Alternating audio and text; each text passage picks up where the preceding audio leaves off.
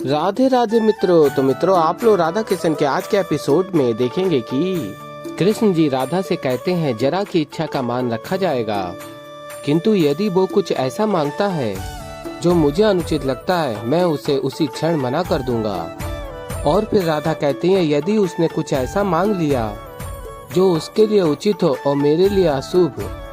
और फिर कृष्ण जी कहते हैं तो बस मैं इतना कहूँगा, ये शुभ अशुभ से परिप्रारब्ध है, जो होना होगा वो होकर रहेगा और मैं चिंता में नहीं रहना चाहता। मैं बस अपने राधे के प्रेम में रहना चाहता हूँ और चाहता हूँ वो भी प्रेम में ही रहे। चिंता से कोई लाभ नहीं है राधा, बस आशा करो कि जो हो अच्छा हो। और फिर आगे कृष्ण जी कहते हैं राधे तुम्हारे कृष्ण के बस में जो कुछ भी होगा कृष्ण करेगा, अब चलो। और फिर मित्रों, आप लोग आगे देखेंगे कि शाम कहता है हमारे द्वारकाधीश पुनः दरबार में पधार चुके हैं। और फिर जरा से कहते हैं मांगिए जो मांगना है। और कहता है शाम यदि तुम द्वारकाधीश से प्राण भी मांगोगे ना तो वो प्रसन्नता से दे देंगे।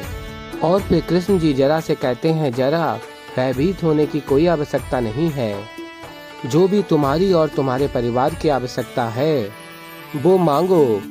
और फिर जरा कहता है आप अछूत बनकर मेरे जीवन में आए, आपने मेरे जीवन की परिस्थिति देखी, कितना अपमान होता है मेरा, लोग उपहास उड़ाते हैं मेरा, पत्नी भी कटु वचन सुनाती है, पर आपने मुझ जैसे दुर्बल को एक प्रबल धनुर्धारी बनाने का वचन दिया।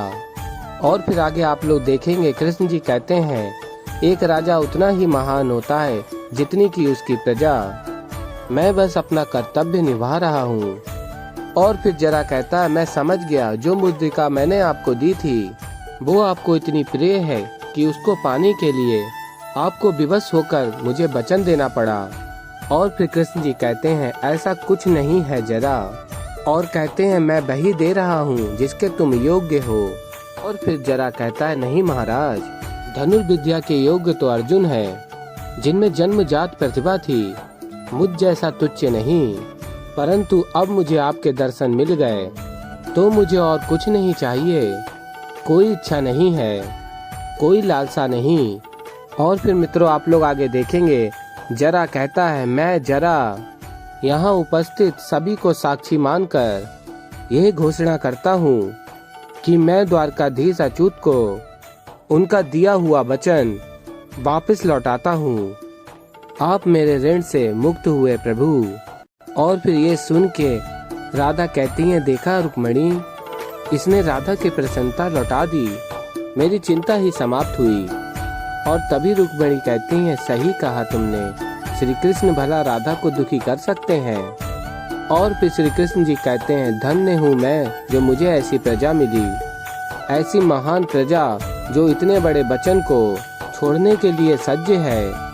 और कहते हैं मुझे गर्व है हर एक द्वारकावासी पर, सत्य में ये संसार ऐसे ही नहीं कहता, ये धरा पुण्य का है, कर्म का है, आनंद का है, स्वर्ग का द्वार है, यह द्वारिका है। और फिर मित्रों, आप लोग आगे देखेंगे श्री कृष्ण जी कहते हैं परंतु एक सनातन नियम से द्वारिका वंचित है, और वो नियम यह है यदि वचन दिया जाता है तो उसे पूर्ण भी किया जाता है। और कहते हैं जरा तुम्हें अच्युत ने वचन दिया है और अच्युत अपने वचन से कभी नहीं चूकता, तुम्हारी ये इच्छा, तुम्हारा ये वचन पूर्ण होकर रहेगा। और फिर तभी राधा कहती है क्या कर रहे हो कृष्ण, राधा की प्रसन्नता नहीं दिखती तुम्हें, अभी भी वचन पकड़ कर बैठे हो।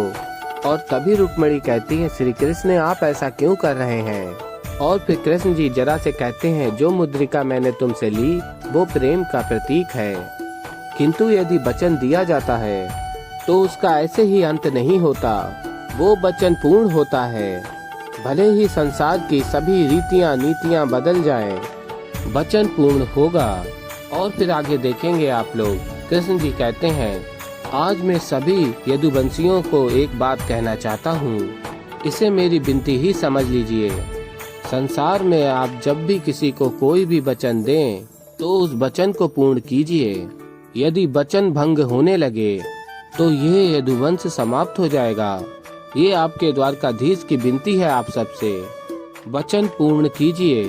भले ही किसी से कितना भी प्रेम क्यों ना हो, भले ही विरह कितनी भी लंबी क्यों ना हो, भले ही पीड़ा कितनी भी अधिक क्यों ना हो, वचन पूर्ण होना चाहिए। और फिर राधा स्मरण करती हैं और कहती हैं, प्रेम की बात करते हो और दुख देते हो कृष्ण। और फिर रुक्मिणी कहती हैं, ऐसा मत सोचो राधा, प्रेम में तो दुख आते ही है ना।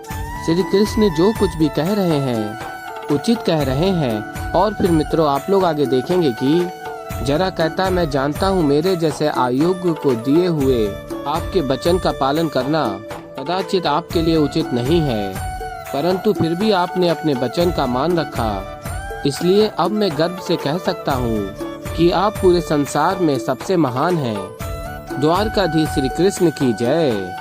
और फिर आगे आप लोग देखेंगे शाम कहता है, और हाँ एक विशेष बात, आप केवल ये मत समझिए कि द्वारकाधीश ने आप सभी को यहाँ केवल दान देने के लिए बुलाया था, नहीं, अपितु आज आप सब द्वारिका के अतिथि के रूप में यहाँ आए हैं। इसलिए आज आप सब यहाँ से नहीं जाएंगे, अपितु यहीं रुककर द्वारिका के अतिथि के रूप में द्वारकाधीश के आतिथ्य को ग्रहण करेंगे।